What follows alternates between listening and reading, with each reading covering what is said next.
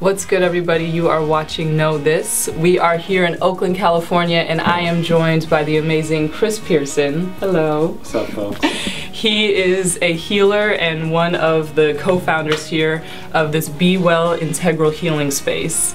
And he's going to let us know more about the mission and the work that he does here, helping bring more healing energy to the community and its importance in just not only our own personal development, but community development as well. What's good, everybody? You are watching Know This. We are here in lovely Los Angeles, California at Chakra 5.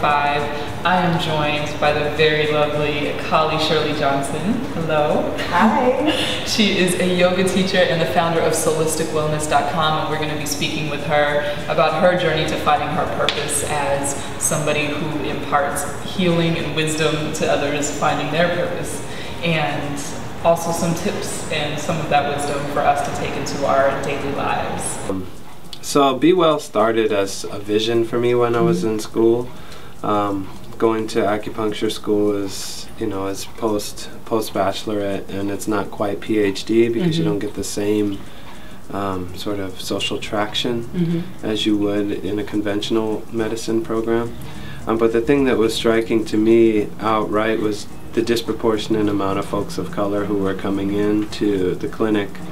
I started in San Diego, and then I went to Oakland, and I finished in Berkeley, and I went to these three schools for a bunch of different reasons, but so moreover, you had an upper middle class constituency of folks coming in to receive treatment. And I was just wondering where all the poor folks were. And I think about like disparities in health inequities and chronic disease and how those impact communities. Communities of color are disproportionately impacted by those. Like, you touch in people, they don't really see it as healing because we're so far removed from our indigenous or our traditional systems of healing, wherein you would use what was naturally there, like plants, herbs, just geography. Just being in a certain place can have a profound effect on the body, on the spirit, on the mind. One reason that I really wanted to speak with you is because I feel like you embody the saying that I have knowledge of self is sexy.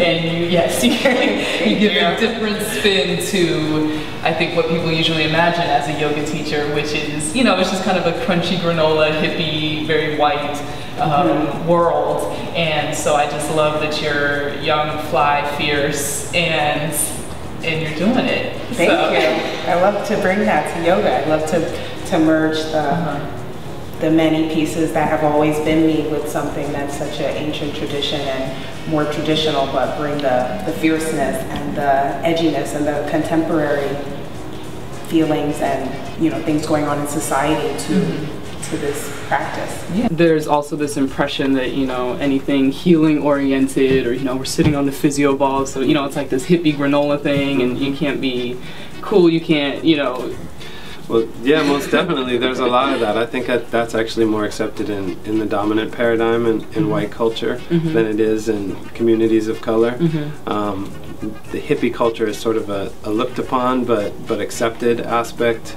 of mainstream America.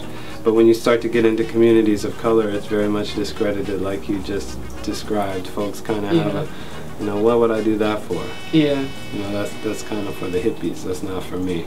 And so how did you first come to realize that you wanted to be a yoga instructor? Because I know you went and did full training in India and had that full experience. What made you know that that was for you? The mind is really funny because I had practiced a long time ago with my mom. My mom had a lot of back challenges, and her chiropractor suggested yoga or Pilates. So I went just to try it out. Years later, working in real estate development, I found myself so stressed out. And for some reason, something in my mind said, start up a yoga practice. And I had read about it in magazines, they had it at my gym. So I said, okay, fine. The new year came, and I remember saying to myself, I'm going to start yoga. And something in me said, you're going to become a yoga teacher. And I just was like, I had no idea what that would entail, the work, the tears, the sweat, the confusion, the discomfort, but it just kept unfolding for me. Paths and people just kept coming into my life, and opportunities to practice with so many different teachers and to be able to afford it. I mean, yoga is such a luxury, and you know, so many, you know, I don't take for granted that it costs money, and that the average young person or the average American is not necessarily having the disposable income for it. But I do want to say that there's so many opportunities to practice in exchange. So one of the first things I did was I got involved at a yoga studio and volunteered in exchange, which is called like karma yoga or seva, and volunteered for free classes. Okay. And that was a great way to start opening this practice. So we're here in one of your healing spaces now, and this is where you do most of your work. And just walk us through what this process is and the services that you offer. Okay, so right now we're in an acupuncture space. Okay. They're significantly smaller than our massage place. One, because of space limitations and our humble budget. Like I said before, you know, we're not necessarily about making a great deal of money. Our focus is providing a great service and being recognized as a resource in the community. Well, and I can test, and I want to be able to give a testament to the fact that I have received your healing services before, and I was updating him because it's been a while that there was this aching energy that I'd had up in like the upper left part of my chest that I couldn't figure out. I went to the doctor 3 times and they couldn't figure it out, and they wanted to try and run all these random tests, but they're like, oh, you're young, you're fit, we don't really know what to make of it. And one session with you where we did the whole intake and you had me identify where I was feeling these things, we did some body work and there was acupuncture, and you acknowledged something that there was energy in here that was going left, that wasn't being expressed, and so it was kind of manifesting itself here. And it was after that session that I haven't felt it since. Yes.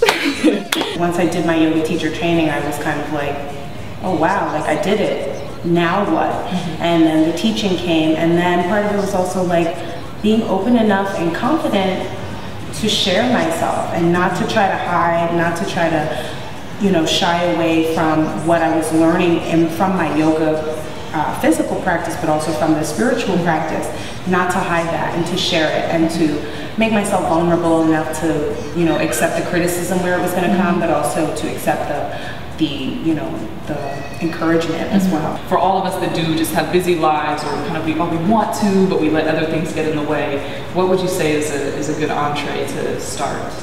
Something that we're doing right now, and everyone is doing right now. Breathe. Take a deep breath. Notice when you're uncomfortable, when someone's getting on your nerves, when someone's making you really happy, when you're enjoying your most favorite meal, and just take a deep breath. All right, can we do that right now? Yeah, let's take a deep breath.